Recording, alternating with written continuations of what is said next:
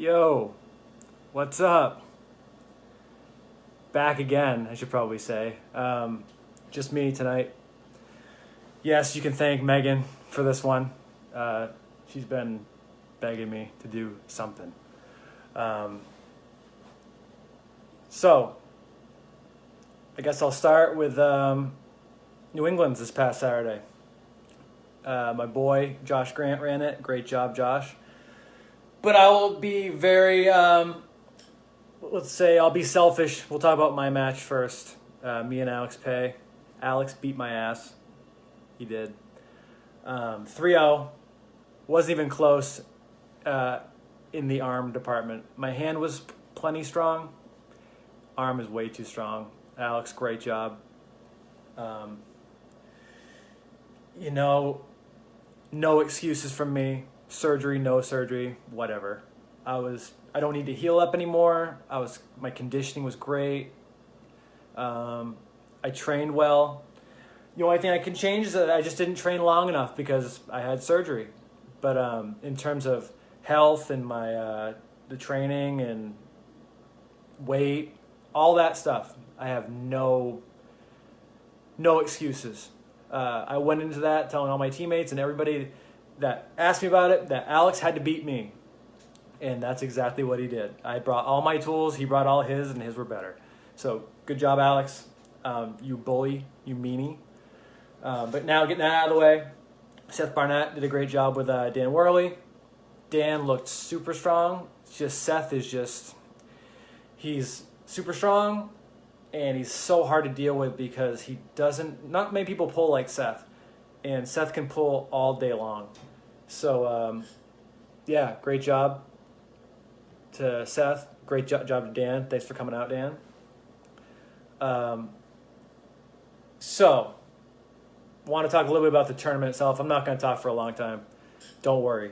So, New England's. Like I said at the top of the show, Josh Grant runs this.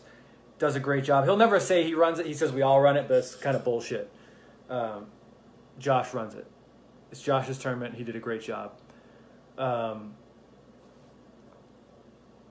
the team behind him, his wife, Amy, and Lisa Klinkenberg, they did an awesome job with the registration, with the bracketing. Referees, Megan did a great job. Badger, Dean Banyan, myself.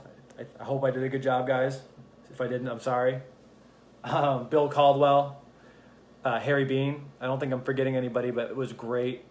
We had more than enough for us, which I can't tell you how beneficial that was to be able to actually tag in and out once you were getting a little burnt out. But I was very, very impressed in general with New England's 217 entries, which is awesome.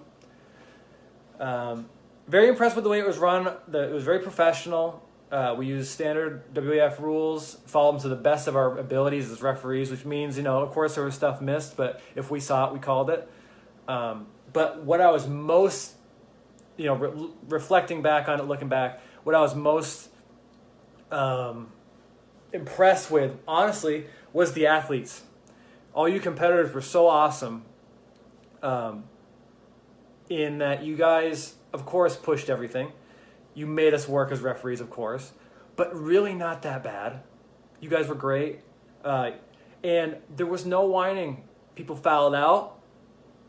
People had fouls called on them that they didn't really think that happened, but, everybody took it like grown men and grown women. And it was like really nice to just see like how professional the competitors acted as well.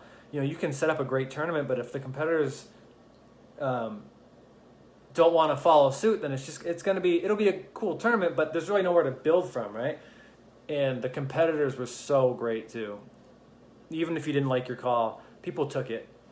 And, I think it says a lot about where the sport can go, that you had a 217 entry tournament in the Northeast, and it wasn't nationals. I mean, nationals should be bigger than the New England's.